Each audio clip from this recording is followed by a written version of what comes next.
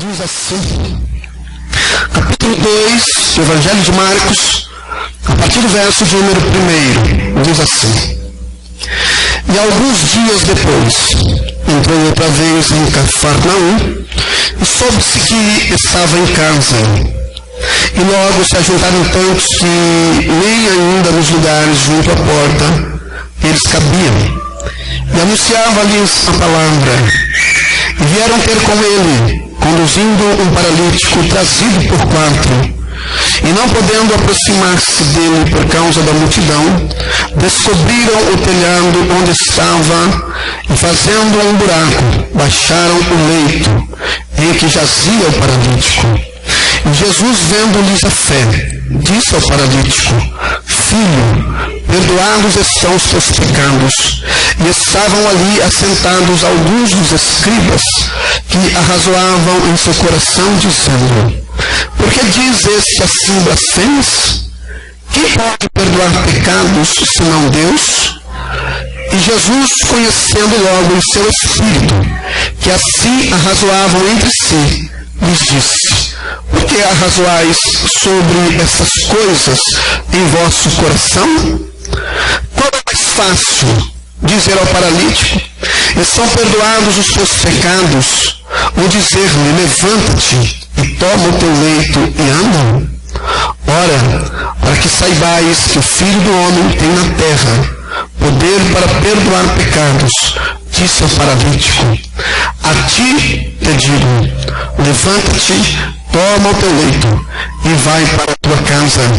E levantou-se, e tomando logo o leito, saiu em presença de todos, de sorte que todos se admiraram e glorificaram a Deus, dizendo: Nunca tal vimos. Curva tua cabeça por um instante, que eu quero orar. Maravilhoso e bondoso Deus, no nome santo de Jesus, teu Filho, que eu levanto a minha voz em oração no trono da tua glória, te agradecendo, Senhor, por mais um privilégio, por mais uma oportunidade que tu nos concede nesta noite, de poder ministrar tua palavra, de poder ouvir. Que tu me dê sabedoria, Senhor, me dê graça e entendimento, Senhor, para comunicar com clareza as tuas verdades implícitas na tua palavra. Que não seja palavras humanas, de sabedoria humana, nem persuasivas, mas que seja, Senhor, somente a tua palavra. Senhor, toma diante de ti, da tua presença, o meditar do meu coração, e que no abrir da minha boca a tua igreja seja abençoada e edificada em nome de Jesus. Amém? Glória a Deus. Irmãos, texto bastante conhecido que ressalta um dos milagres que Jesus realizou no seu ministério. O texto, ele nos mostra uma cena que, ou um contexto, quando eu digo cena, é aquilo que nós podemos imaginar com a nossa mente, mesmo sendo uma mente limitada. Mas poderíamos, ao meditar nesse texto, tentar imaginar como que se deu esses acontecimentos, como que esses fatos se desenvolveram. Então, a nossa mente, mesmo sendo limitada, nós tentamos de alguma forma chegar a imaginar um pouco como que aqueles homens pegaram aquele paralítico, sabendo que Jesus estava na casa, e a multidão se aglomerou ali, tanto dentro da casa, a ponto que não havia nem espaço na porta para as pessoas poderem passar. Havia uma multidão que, por conta que Jesus estava ali, se reuniram naquela casa para ao menos ouvir Jesus, ouvir a palavra do Senhor. E como Jesus, um dos ministérios que destacam, um dos atos do ministério de Jesus eram as curas e os milagres, entendendo que o maior propósito de Jesus é a pregação das boas novas, a pregação do Evangelho. O maior intento de Jesus era transmitir as verdades de Deus para o homem, para que o homem fosse liberto da escravidão do pecado. Mas como o pecado original de Adão e Eva, culminou em uma consequência, ou em consequências gravíssimas, desde o início até nosso presente, até a nossa atual condição presente, como nós vemos hoje, o nosso mundo atolado num poço tão profundo do pecado. O maior propósito de Deus em enviar o seu Filho era comunicar a graça de Deus e o seu amor a todos os homens. E esse ato do amor de Jesus na pregação do Evangelho, nos atos da cura, de tudo aquilo que nós conhecemos nos Evangelhos que Jesus realizou, a Bíblia diz lá em João, no capítulo 20 ou 21, que Jesus realizou tantos milagres, que se esses milagres fossem escritos em livros, o mundo não se conteria de livros.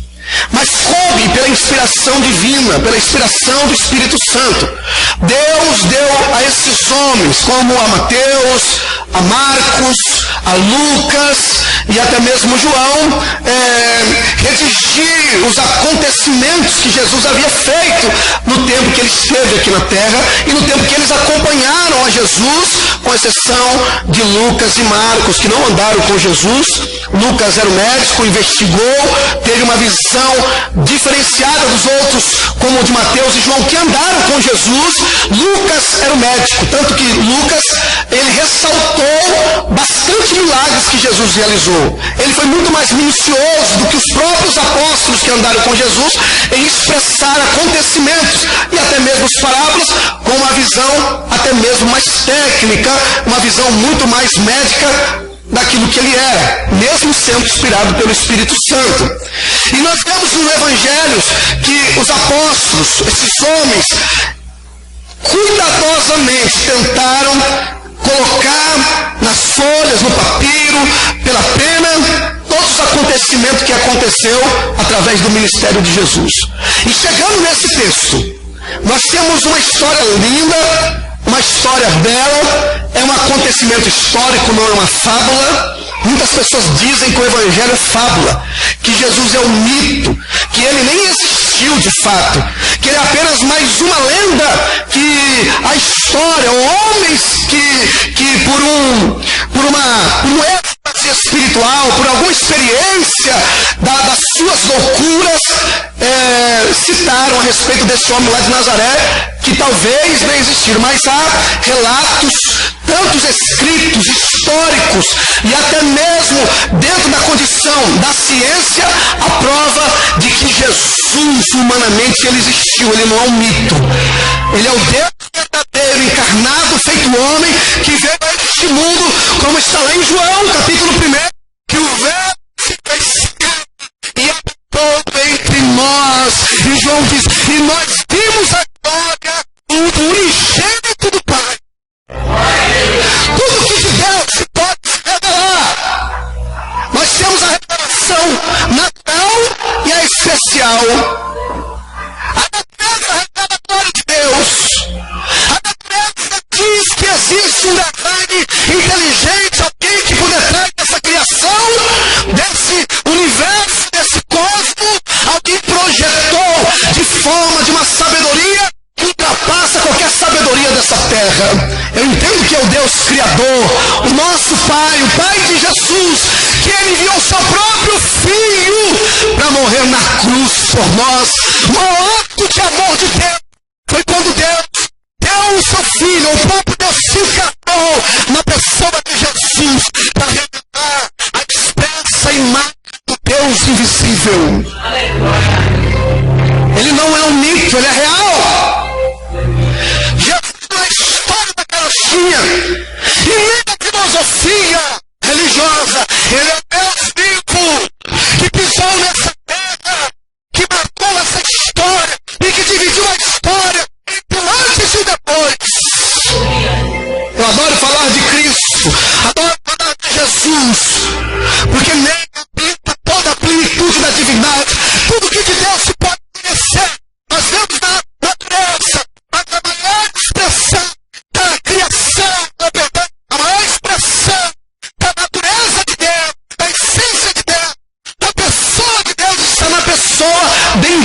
Jesus.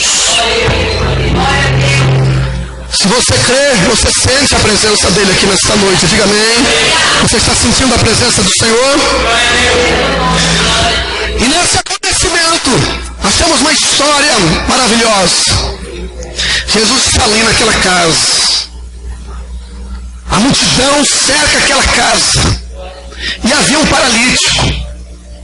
Alguém que talvez naquela aldeia, naquela cidade, há muitos anos, ou talvez nascença, a Bíblia não diz, era paralítico, não podia andar.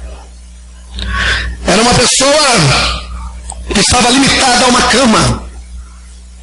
Isso nós estamos falando de uma paralisia física.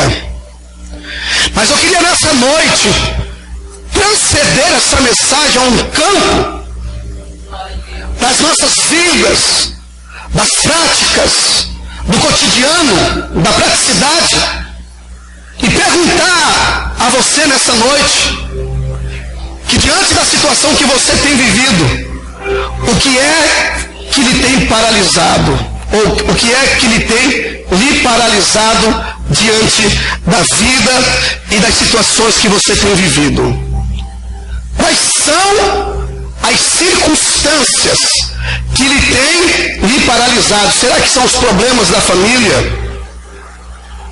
Será que são os problemas na vida emocional, no casamento, na vida sentimental? Será que na vida profissional e até mesmo espiritual, você nessa noite tem se encontrado como aquele paralítico? Alguém que está limitado a um pequeno espaço dessa vida, que não consegue chegar uma solução para o seu problema.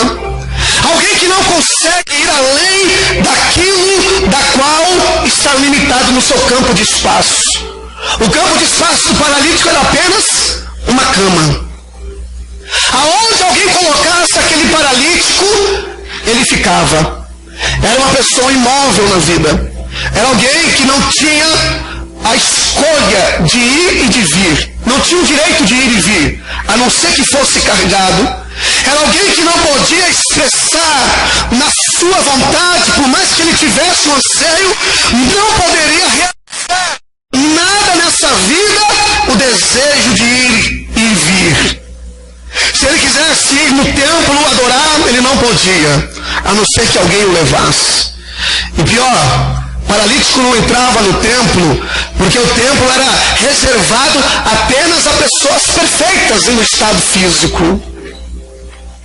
Nós vemos lá em Atos dos Apóstolos, quando Pedro e João se encontram na porta do templo com um paralítico. Por que ele está na porta? Porque ele não tem acesso ao templo. A religiosidade era tão grande naquela época que somente aqueles que tinham um pedigree religioso tinham o privilégio, entre aspas, de entrar no templo. Mas Jesus veio desfazer esse paradigma religioso, quebrando todos os tabus da mente e do coração do homem. Quando Pedro e João se encontram com aquele homem, eles disseram: olha, nós não temos prata e nem ouro, mas o que nós temos, isso nós te damos, em nome de Jesus, levanta e anda. Eu disse isso aqui na semana passada. Aquele homem se levantou dos seus arqueiros, do seu tornozelo, pegou os seus pés, o primeiro lugar que ele foi entrar dentro do templo.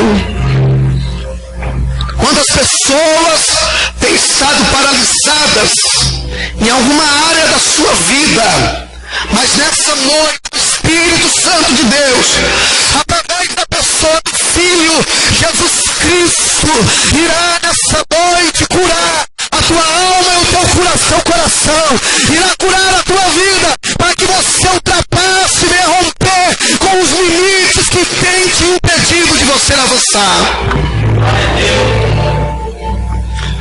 Então fica essa pergunta: o que tem te paralisado? Primeira coisa que eu queria dizer: devemos ter a consciência que nós precisamos de ajuda. O paralítico, irmãos, não tinha a condição de ir e vir. Ele não tinha. Mas ele tinha 4 amigos. 4 pessoas que talvez naquele momento, sabendo que Jesus estava ali naquela casa, aquele paralítico podia contar com aqueles 4 amigos que estavam ali. Uma das questões que nós devemos entender na nossa vida, independente do problema que nós estamos vivendo, ninguém nessa vida vence sozinho, irmãos. Ninguém. O sábio Salomão, ele nos ensina que melhor é serem 2 do que somente um. É melhor serem 2 do que um. Porque se um cair, o outro levanta. Ele diz que melhor é o cordão de 3 dobras. Porque dificilmente alguém quebra. E se alguém quiser tentar alguém, o outro reforça a situação. Então, clareza que na vida ninguém vence sozinho. Assim é a condição do paralítico. Nós vivemos num mundo individualista. Nós vivemos numa sociedade individualista. Por mais que possamos ter um discurso politicamente correto,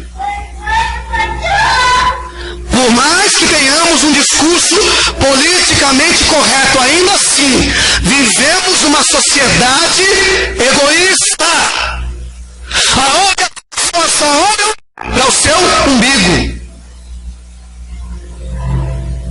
E eu vou mais além, irmãos,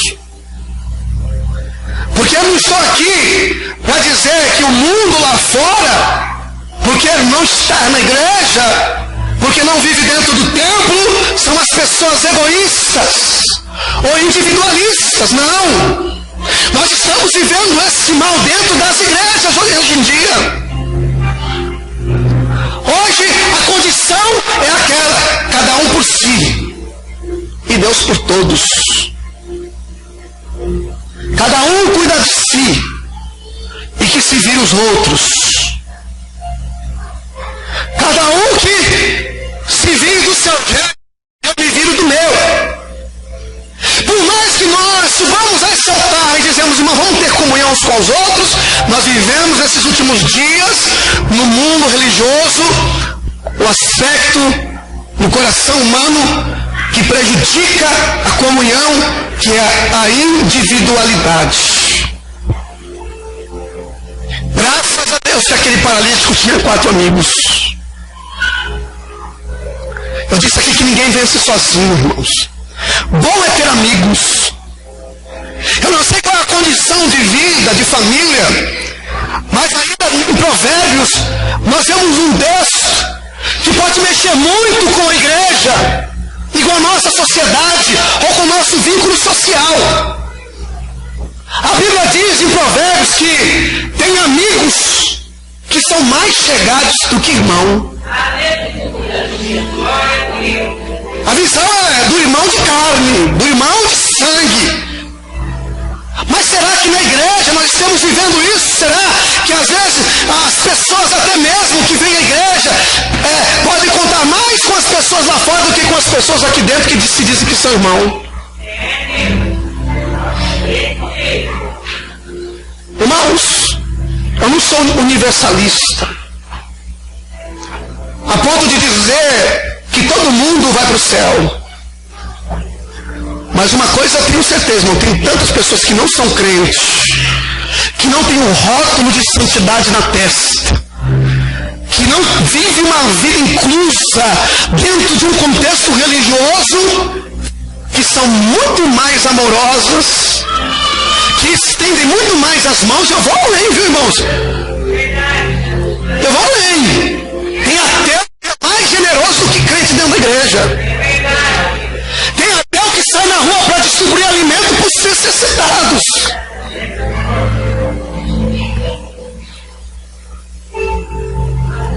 Tem homossexual, irmão, que tem mais amor do que muitos crentes dentro da igreja. E a gente quer julgar, a gente quer dizer, quer condenar. Tem muito mais bandido, às vezes dentro dos presídios, que são mais companheiros do outro do que o irmão dentro da igreja. O irmão está caído, está morrendo, está condenado à morte. Em vez de alguém falar assim, olha aí você, está fazendo? Estou fazendo nada. Então vamos ajudar o nosso irmão. Pega tu de um lado, pega do outro, e você pega do outro, você pega do outro. Vamos ser os 4 que vamos levar esse irmão até Jesus. Que vamos resolver o problema dele. Que vamos estender as mãos e abraçar para poder curar a alma do meu irmão. Mas é lógico, irmão, ninguém vê isso sozinho. Jó tinha amigos. É bom ter amigos, a Bíblia fala. Não é qualquer pessoa que você diz que é seu amigo. Você não pode dizer que todo mundo é seu amigo. Você não pode dizer que os 5.000 pessoas que você tem no Facebook, na rede social, é teu amigo. Você não pode dizer isso, irmão. Amigos se conta nos dedos. Amigos se conta nos dedos. São os dedos, irmão. Jó tinha 3 amigos. E até os 3 amigos de Jó era pior do que os que... Porque Jó estava numa situação tão terrível, precisando de uma palavra amiga, precisando de consolo, precisando de alguém que o abraçasse. Chegou os 3 amigos. Jó se coçando com a tela, a mulher no ouvido dele falando assim, seu amaldiçoado, seu desgraçado, você vai continuar mantendo essa fé nesse Deus. Se eu fosse você, eu blasfemava logo esse Deus, amaldiçoava ele e morria. Aí chega os 3 amigos, senta diante de Jó, fica uma semana sem falar uma palavra, e quando abre a boca para falar alguma coisa, ainda fala o que não presta, o que não dá para se aceitar. Eu já começaram a condenar Jó, Jó. Cada um com a sua filosofia de vida. Jó, você é assim, você é assado. Jó, você não sei o que, Jó, não sei o que. E Jó calado, ouvindo, se coçando ali, precisando de uma mão que estendesse para ele. Ele não tinha. Uma coisa que nós devemos aprender, irmãos. Nós não somos autossuficientes. Não adianta achar que você é o dono da bola. Tem gente que não acha que nem é o dono da bola. Tem gente que é assim, eu sou o dono da bola, sou o dono da trave, sou o dono do campo, então é vocês que precisam de mim. É vocês que precisam de mim. Aquele moço precisava dos seus amigos. Eles precisavam. Agora imagine, irmão, a situação daquele moço deitado naquela cama, naquela maca. E se ele não tivesse aqueles 4 amigos que pudesse cada um pegar no seu lado e dizer, vamos lá naquela casa aonde Jesus está. Porque eu tenho certeza que quando nós chegarmos lá, o nosso amigo será curado. Jesus vai mudar a história dele. Jesus vai mudar a situação dele. Eu pelo menos quero ter pelo menos uns 4 amigos para pegar na alça do meu caixão, irmão. Porque se eu não tiver 4 amigos, pelo menos para segurar na alça do meu caixão quando eu morrer, eu estou lascado. Agora empurra pro carrinho. Mas se eu sou amigo, eu não deixo levar no carrinho, não. Eu vou levar até o túmulo. Tá aqui, vamos embora. E vou levando junto, irmão. Se é meu amigo, eu faço desse jeito. E se tem amigo meu aqui, quando eu morrer, pelo menos tenta levar o meu caixão junto, assim, um pouquinho lá, viu? Se tiver alguém na alça lá, pode? Leva isso mesmo. É de Deus.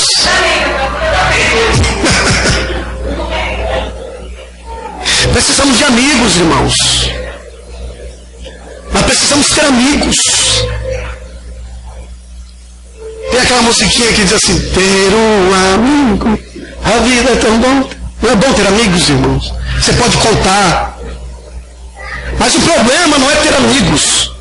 O problema não é encontrar amigos na casa onde tem que ter amigos. Em Zacarias tem um texto que Jesus, irmão, olha só, a gente pensa que ser amigo é quando existe uma reciprocidade. Não. O cristão não anda no caminho da reciprocidade e nem do obrigado. Quando alguém faz alguma coisa e você fala obrigado, você está dizendo para ele assim, eu sou obrigado a lhe devolver esse favor que você está me fazendo. Isso não está no campo da amizade.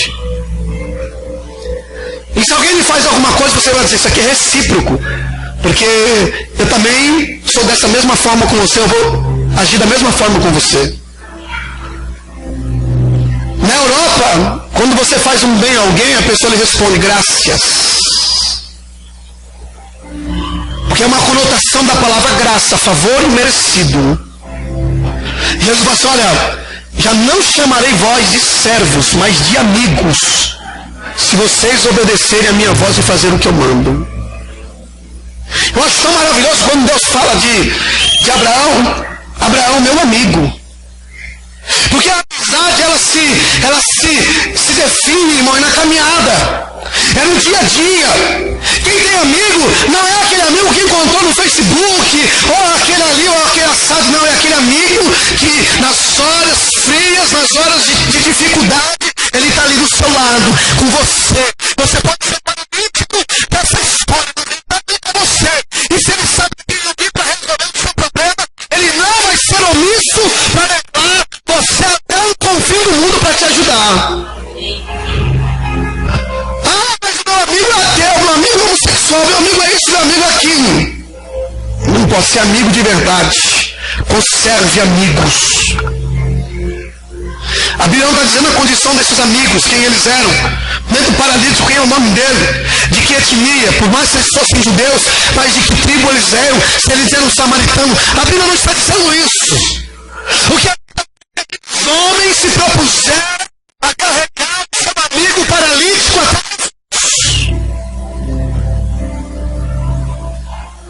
como é bom, irmãos, sermos gratos aos nossos amigos que nos momentos difíceis da nossa vida nos estendem as mãos, que nos sustentam na fraqueza, que nos sustentam diante das lutas, das necessidades. Nós temos que ter consciência que nós precisamos de amigos. O maior relacionamento, a essência e o âmago de qualquer relacionamento está na amizade. Não é entre pai e filho, entre mãe e filha. Não é entre marido e mulher, não é. Não é entre irmãos da igreja, não é. O maior âmago está na amizade. Aí cabe a você, sendo pai, ser o melhor amigo do seu filho. Cabe a você, sendo mãe, ser a melhor amiga da sua filha. Cabe a você, sendo irmão em Cristo, ser os melhores amigos. Cabe a você, marido e mulher, ou mulher e marido, serem amigos. Porque nem sempre, irmãos, por mais casado que seja, há milhares de anos, talvez, casado desde 1800 e bolinha, quer dizer que são amigos. Não é porque dormem juntos que são amigos.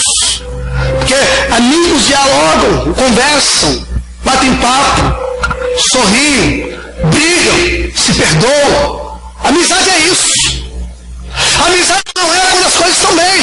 Eu estou ali do lado, tá bom o negócio aqui, opa, o negócio está, oh, maravilha, aleluia, glória a Deus, churrasco, passeio, que coisa boa, dinheiro, aí é bom. Aí é bom. Mas o maior âmago do relacionamento está na amizade. Se Deus chamou Abraão de amigo, ele não veio mais servo, é amigo. Já Deus chamado, mas vocês também servem. Eu vou chamar vocês de amigos. Quem é amigo de Jesus aqui? Então faça o que ele manda, obedeça a sua palavra. Mas tem amigos aqui também. Seja amigo do seu irmão. Seja amigo do amigo. Seja um consolo na tristeza. Seja uma mão que se estende. Não vai fazer como o samaritano, como o caminho samaritano que passou o sacerdote. O homem tinha caído na mão dos sacerdotes, bateram nele, tiraram a sua roupa, deixaram ele nu, roubaram tudo e deixaram ele meio morto. Passou o sacerdote, passou de largo. Passou o levita, passou de largo. Mas o samaritano não tinha amizade com os judeus. Eram inimigos de raça, de etnia. Mas o samaritano, quando olhou para aquele homem, ele não viu as barreiras que tinham posição racial, cultural, mas ele olhou para o ser humano e viu assim: eu vou ajudar esse homem. A Bíblia diz que ele teve íntima compaixão. Assim também um dia Jesus olhou para mim e para você. Nós caídos, nós ali meio mortos, sem vida, aleluia, ali doentes, cheios de pecados. Jesus olhou para nós e disse assim: eu vou amá-lo, eu vou mudar a história dele, eu vou ser o melhor amigo dele, o melhor amigo dele. Então aquele homem tinha amigos. E esses amigos falaram assim: o que nós vamos fazer? Vamos levar ele até Jesus. A melhor expressão de carinho que você pode oferecer a um amigo é levá-lo a Jesus. A melhor. A amizade só está na base dos sentimentos e das emoções. E não é de religiosidade que eu estou falando. Se você tem um amigo que você considera um grande amigo, então você vai dizer: amigo, eu quero que você conheça o meu melhor amigo. E a pessoa pode dizer: mas eu não sou o seu melhor amigo. Você é um dos melhores amigos, mas tem um melhor amigo do que você. Quem é esse melhor amigo? Esse melhor amigo é Jesus. Porque somente Ele pode mudar a nossa história. Somente Ele pode perdoar os nossos pecados. Somente Ele pode mudar a nossa vida. Oh, aleluia. O segundo ponto que eu vejo nessa história é que devemos ter consciência de que para alcançarmos a vitória precisamos de determinação e fé. Aos amigos, pega aí no canto, pega uma ponta, pega outra ponta e vamos levar esse nosso amigo até Jesus. Levaram. Quando chegaram diante da casa, nem a casa dava para se ver direito. Era tanta gente, mas tanta gente, que a única coisa que eles conseguiam enxergar era o telhado. Talvez alguém falou: vamos passar por aqui. Não, não dá. Por aqui não dá. O povo não deixava. A multidão impedia de aqueles homens levarem o seu melhor amigo até Jesus. Tudo na nossa vida, meu irmão, você vai ver que a multidão é sempre aquilo que se interpõe diante daqueles que querem servir Jesus, de quem quer ver Jesus, de quem quer se aproximar de Jesus. O que é a multidão? Cabe a nós no nosso entendimento. Nós poderíamos levar a conceito de que a multidão, para os dias atuais, são tudo aquilo que nos impede de se aproximar de Jesus, de se aproximar de Cristo. Eu não estou dizendo de uma multidão que sai às ruas para protestar, aquela multidão que se ajunta na igreja. Eu não estou dizendo de pessoas, ainda que caiba isso a pessoas, mas não é essa multidão de pessoas. Pode ser a multidão dos teus pensamentos, pode ser a multidão dos teus pecados, pode ser a multidão dos seus paradigmas, pode ser a multidão dos seus conceitos e dos seus preconceitos em relação a chegar até Jesus.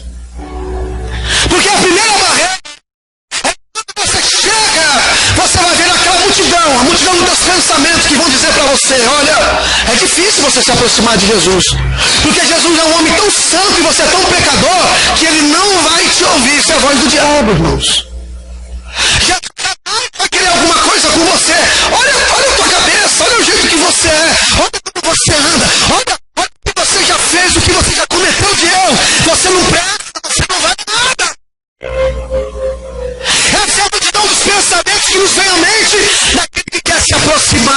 Jesus. São nossos paradigmas religiosos. Quando nós pensamos que os nossos méritos, que os nossos conceitos, que a nossa vantagem, que tem nosso nome lá no rol de membros da igreja, porque tomamos fé, porque fazemos alguma coisa na igreja, são os méritos que vai nos aproximar de Jesus. Não, mas esses méritos é uma pouco da multidão que nos impede de aproximar a Ele. Quando nós pensamos que nós somos corretos a ponto de ter o privilégio de se aproximar de Jesus, é aí que essa multidão desse pensamento nos impede de se aproximar dele.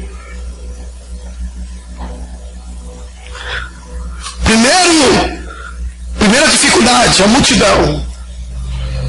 Então nós temos que ter determinação e fé para romper com a multidão. A Bíblia fala de uma mulher que tinha um fluxo de sangue há 12 anos. Ela queria se aproximar de Jesus, mas havia uma multidão que cercava. Aquela multidão impedia que aquela mulher se aproximar dele. Até porque a lei cerimonial da época também impedia. Olha como os paradigmas religiosos impedem que as pessoas se aproximarem de Deus. Já pensou os nossos conceitos religiosos, que nós pensamos nos outros? Disse para ele, ó, se você não for do nosso padrão religioso, você não pode se aproximar dele. É isso que a multidão não fala. Tanto do paralítico como da mulher do fluxo de sangue. Ela foi pura aos olhos da multidão. Jamais ela poderia se aproximar de Jesus. Mas ela foi uma mulher despedida. Ali a multidão impedindo um monte de gente. E ela querendo entrar. E ela só empurrando ela para cá, ela empurrando para lá. E ela querendo entrar na multidão. E não consegue.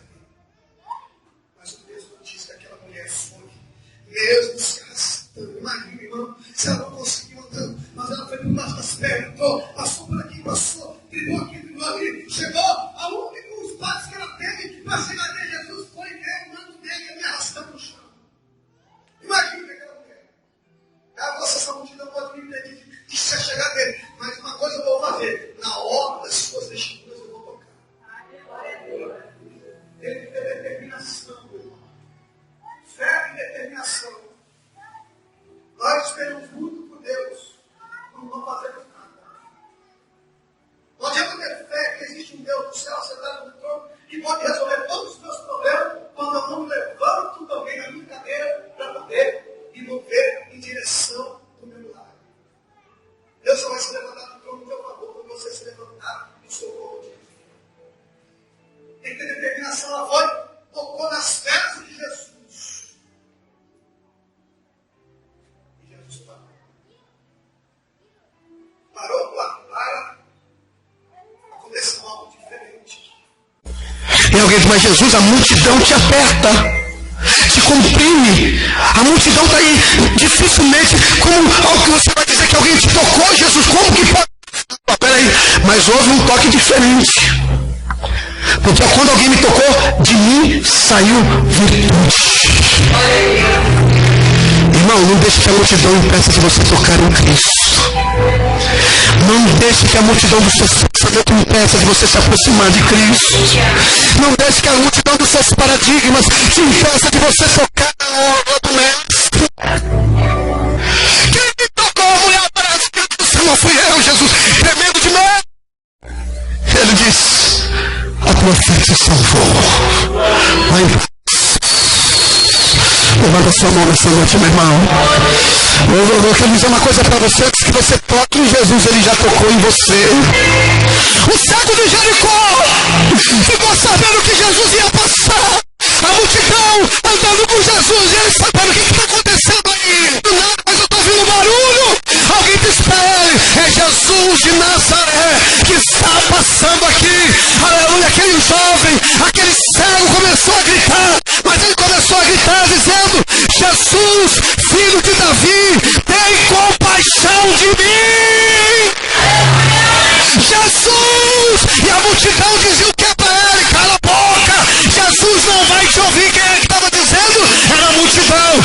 A multidão estava dizendo para ele: não adianta você gritar, não adianta você falar, que Jesus não vai te ouvir.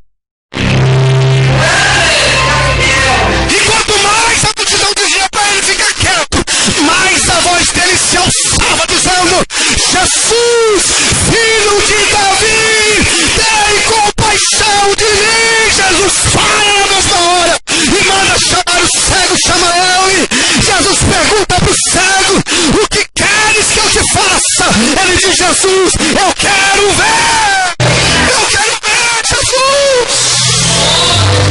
Seja feita conforme a tua fé. Hoje Jesus abre os seus olhos. Hoje Jesus toca em você. Aleluia, para que você saiba. Aleluia, que antes de você enxergá-lo, Ele enxerga você. Antes que você toque nele, Ele toca em você. Não deixe que a multidão te impeça. Toda vez que você fala assim, eu vou ter um encontro com Cristo, muitas coisas vão acontecer. É problema na família, é problema no trabalho, é problema na vida financeira, as portas se fecham, é pessoas que começam a dizer contra você, o que você vai fazer na casa, o que tem lá, você não presta, você não vale nada, o que adianta você ir lá? Lá é só lugar de pessoas bitoladas, lá é só lugar de pessoas que se acham santas demais. A multidão vem no seu caminho. Aí você absorve todas aquelas palavras e deixa que teu encontro com Jesus. Não permita que a multidão te impeça de você se aproximar do Mestre. Terceiro ponto.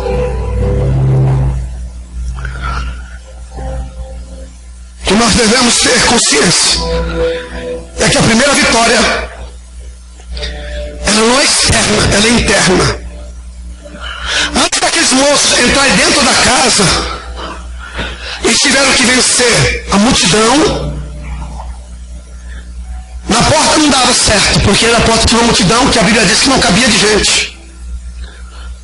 Segundo, vou subir no telhado. Aqueles homens subiram no telhado. Eles cavaram, eles abriram uma brecha no telhado e foram descendo aquele moço até onde Jesus estava. Eles não viram nenhuma barreira, nenhuma dificuldade ali. A multidão era dificuldade, o telhado era dificuldade, mas ele falou assim, não, vamos fazer tudo pelo nosso amigo, vamos subir lá no telhado, não importa onde que seja, vamos subir lá. Chegou lá, eles abriram um espaço, um buraco no telhado, e lançaram com cordas, falaram, leva ele até Jesus. A Bíblia diz que Jesus viu a fé deles. Jesus está vendo a sua fé hoje nessa noite. Jesus está vendo a sua fé nessa noite. Quando aquele moço desce até Jesus, Jesus falou para ele assim, levanta e anda. Jesus disse para ele, desce daí, moço. A partir de hoje você vai andar. Não foi a primeira coisa que Jesus disse. Aparentemente, Jesus frustrou com toda a perspectiva do paralítico, dos amigos e até da multidão. Porque se ele cura, era simples. Era dizer, seja curado agora. E ele seria curado. Ele ia dar um salto, ele ia pular, era tão simples. Talvez aquele moço esperando Jesus dizer, seja curado, esse fica ali, mano, pai, não deu certo não, e agora? Continua, vai lá. Quando chegou, Jesus viu a fé daqueles moços e disse para o paralítico, perdoados estão os seus pecados.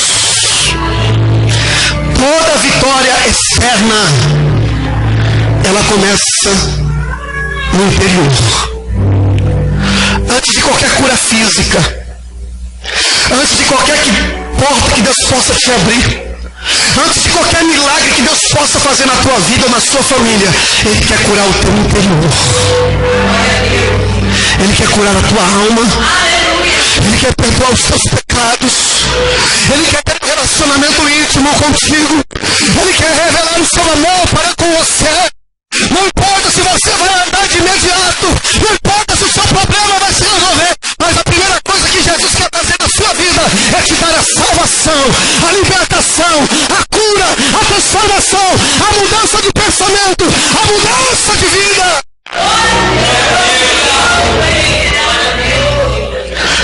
A vitória interior é salvação, perdão dos pecados.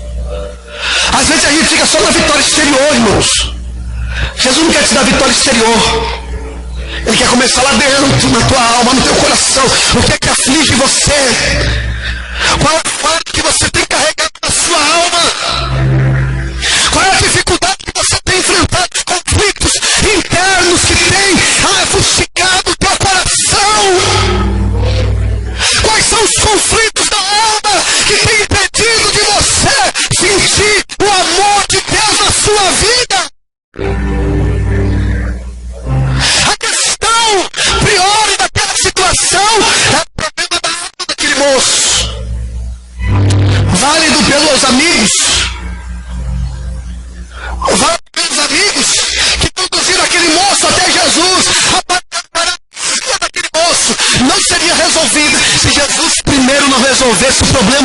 coração dele, da alma dele.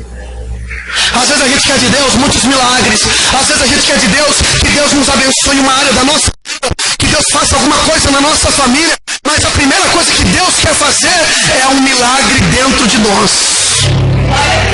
Nós temos que estar dispostos a deixar que Deus trabalhe primeiro no nosso interior, para depois Ele mostrar no exterior que Ele é poderoso para mudar toda a situação que está nos afligindo por fora. Nenhuma aflição exterior, pior que ela seja, se ela não é um problema maior do que o problema interior.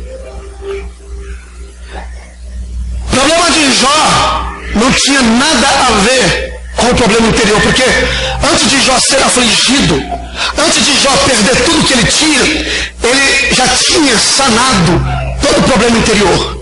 Porque o próprio Deus deu testemunha do seu servo. Quando Satanás, que estava rodeando a terra, chega junto com os filhos de Deus, e Jesus pergunta para ele, o Senhor pergunta para ele: tu viste meu servo Jó? Não há ninguém na terra como ele, homem justo, íntegro, fiel, se desvia do mal. Jó passou por uma tribulação terrível na sua vida, por uma provação que Deus permitiu.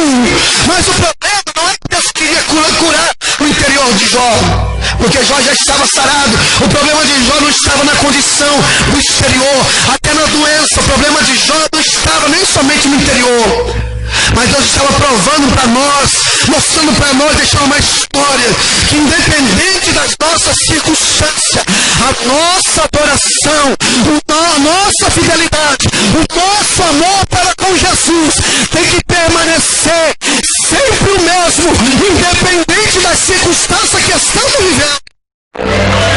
Talvez você entrou aqui com o maior problema dentro da sua casa, talvez com o maior problema na vida financeira, mas a questão pior que eu disse aqui não é o problema exterior, mas é o interior. A primeira coisa que Deus quer realizar em você é mudar todos os seus pensamentos do teu coração e aliviar a tua alma de todas as tensões desse mundo.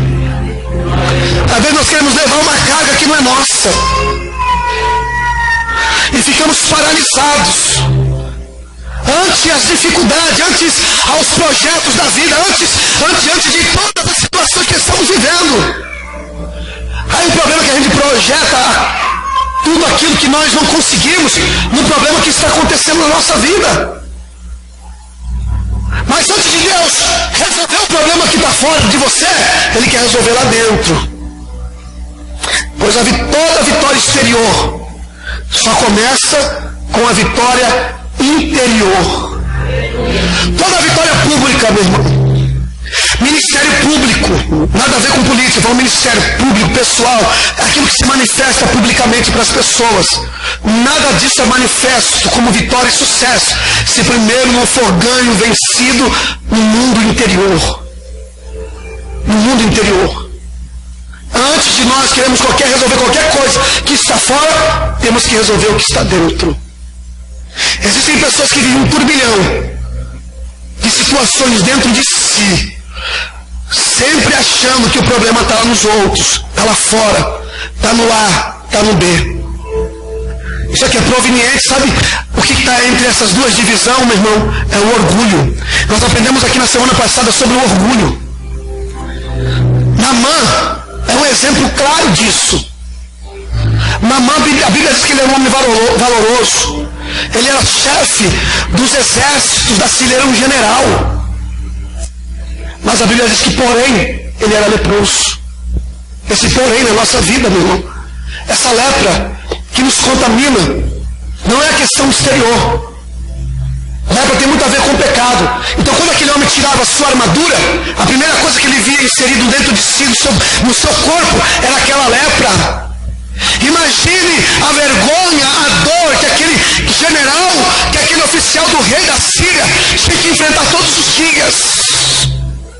Até o dia que uma menininha que foi levada cativa dos cativos lá de Israel, ela disse: se estivesse diante do profeta que está lá em Israel, ele seria curado da sua lepra.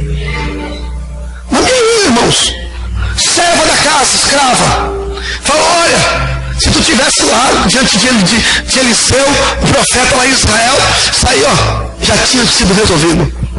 Beleza, ele aparelhou o carro, pegou seus servos, pegou uma carta com o rei e foi lá em Israel.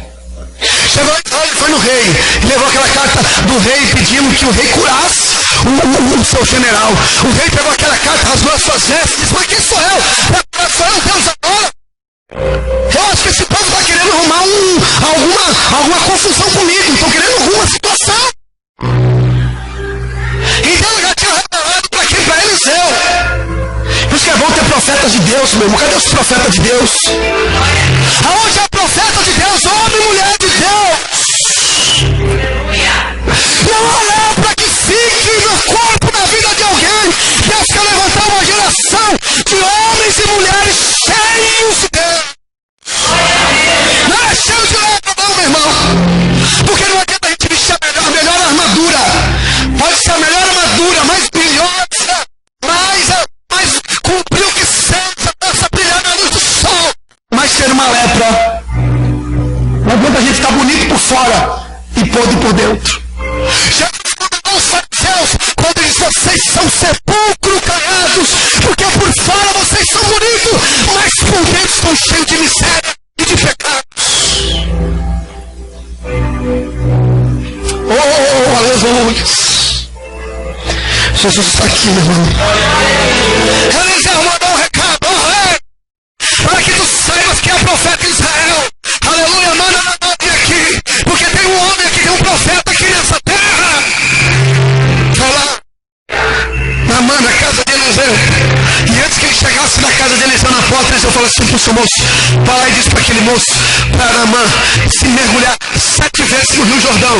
Ele foi até lá, Naamã, você não precisa nem chegar na casa do profeta Eliseu. Ele falou para você ir lá no Rio Jordão e mergulhar 7 vezes. Eu me submeter a esse constrangimento de ter que mergulhar no rio barrento, se lá na Síria tem rios melhores como Abana e Farfa, que são rios cristalinos. Que isso? Vou embora para minha casa. A dificuldade nossa, do nosso orgulho é aceitar a condição de Deus, porque a gente quer impor a nossa condição. Você está entendendo? Diga amém. O orgulho é a condição que impede de nós recebermos o milagre. Quando ele chegou lá na casa, frustrado, triste, mas com orgulho lá dentro por gente, reclamando, a menina falou assim, mas quer dizer que se o profeta pedisse alguma coisa mais difícil para você, você ia fazer? Não, é que eu pensei que o profeta ia chegar, ia colocar a mão na enfermidade, ia clamar a Deus, ia fazer um furugundum, ia fazer lá umas mandingas, ia ser curado. Irmão, Deus não age como o homem age. A gente espera que Deus vai agir dentro da nossa visão, igual os moços que foram levar o moço, esperando, dizendo assim, seja curado.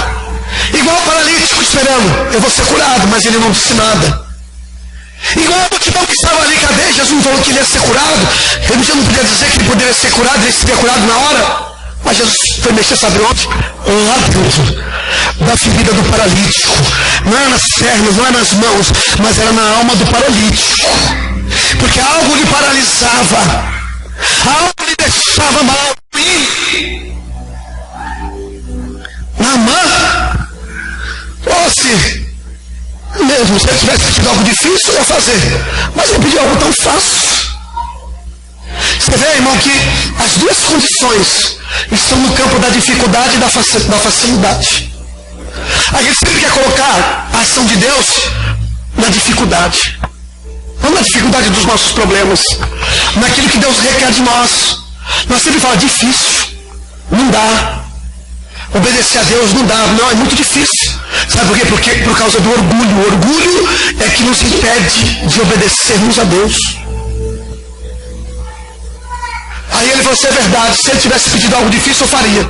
Mas ele pediu algo fácil. Foi lá, irmão, 7 vezes. O mergulho da humildade. O 7º mergulho, ele se levanta com a pele de uma criança, purificado de todo mal, de toda lepra.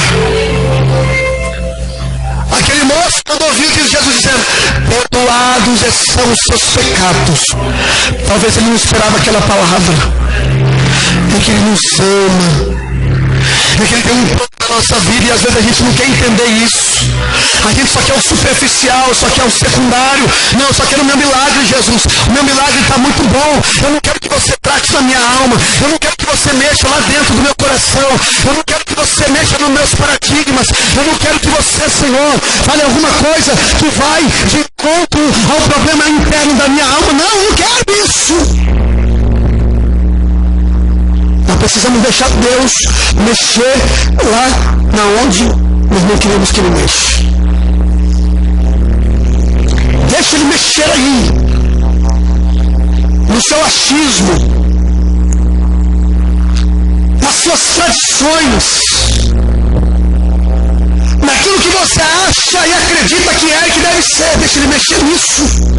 Porque quando Ele mexer nisso, Ele vai tirar todas as vendas que te impedem de você ver a glória de Deus na sua vida. Perdoados estão os seus pecados. Existem situações na nossa vida que Deus permite para que nós deixemos Ele mexer aonde nós nunca quer deixar ninguém mexer. Deus permite tragédias. Nós vimos o caso do time da Chapecoense que morreram 71, 75, 76 pessoas. 71 pessoas. Eu só fico de cabeça meio chateado, irmãos. É com os crentes que não têm cabeça para pensar sobre isso. Parece que Deus não tem controle das coisas. Parece que Deus não tem como saber se o avião ia cair ou não. Parece que o diabo tem mais poder que Deus. Aí você vê os crentes tudo na internet, colocando por causa do nome do avião, colocando isso, aquilo, irmãos. Nós não podemos viver debaixo dessas fantasias. A Bíblia diz, olha o que a Bíblia diz, que tudo sucede tanto ao bom como ao ruim. Tanto ao justo como ao injusto. Naquele avião tinha mais de 10 pessoas que eram cristãs, evangélicas, de igreja, que cantavam, que pregavam. Alguns jogadores eram crentes na igreja quadrangular. 8 que morreram eram da igreja do quadrangular, lá de Chapecó. Um dos pilotos que não estava pilotando, mas que estava ali de reserva, era crente e cheio do Espírito Santo, porque a última mensagem que ele colocou lá no seu Facebook, na sua rede social, foi que disse: em breve nós teremos um encontro glorioso com Cristo. Mal ele sabia o que ia acontecer, meu irmão. A copiloto, que era uma mulher, era ministra de louvor de uma igreja. Aí você vai dizer que foi o diabo que derrubou o avião, meu irmão. Ah, então foi Deus que derrubou o avião, também não foi Deus. São consequências, irmãos, do egoísmo humano, que para poder economizar combustível, dinheiro talvez, não colocaram combustível no avião, o avião caiu. Isso nós estamos sujeitos. Está sujeito você a não colocar combustível no seu carro e parar no meio da estrada e você perder o controle, você bater o carro. Você está sujeito a isso, a pegar uma enfermidade, a ter um câncer, a ter uma doença. Então estamos sujeitos a isso, irmãos. Aí alguém, você está enfermo na cama lá, pegou um câncer. Não é que isso vai acontecer. Aí pastor, vira essa boca para lá, meu Deus do céu. Não é assim, não pensa dessa forma, irmão. Se alguma coisa acontecer na sua vida, pode fugir do seu controle, mas não foge do controle de Deus. Não foge, meu irmão. Deus não sabia que ia acontecer, sabia. Tragédias acontecem e isso nos faz refletir sobre a brevidade da vida, que nós não somos nada. Podemos ter grandes projetos, grandes sonhos de conquistar uma medalha, de conquistar um troféu, de ganhar grandes somas de dinheiro como aqueles jovens tinham. E esses sonhos foram frustrados por uma tragédia que eles menos esperavam. Algumas duas horas gravando vídeos, dizendo coisas boas, ansiosos, cheios de ânimos, mas logo mais eles não sabiam o que ia acontecer. E nós não sabemos o que vai acontecer amanhã na nossa vida. É por isso que nós temos a humildade, ter a humildade de servir a Cristo, de vigiar todos os dias, porque nós não sabemos o dia, a hora que Ele vem, e nem o dia, a hora que nós vamos. Nós não sabemos. Então não se apegue, irmão, a fantasia de crentes religiosos que não entendem das coisas de Deus. Pedro morreu de cabeça para baixo, crucificado, irmão. Tem tantos crentes lá no Oriente Médio perdendo a cabeça todos os dias por causa do amor a Cristo. Tem tanta gente sendo queimada todos os dias por amor a Cristo. Nesse momento que você está aqui, gozando de uma liberdade do Evangelho, tem pessoas sendo perseguidas, apedrejadas, sendo queimadas, sendo estupradas, sendo violadas, porque amam a Jesus. Porque amam a Cristo. E nós devemos entender que Deus permite situações exteriores para mexer lá dentro daquilo que está em déficit com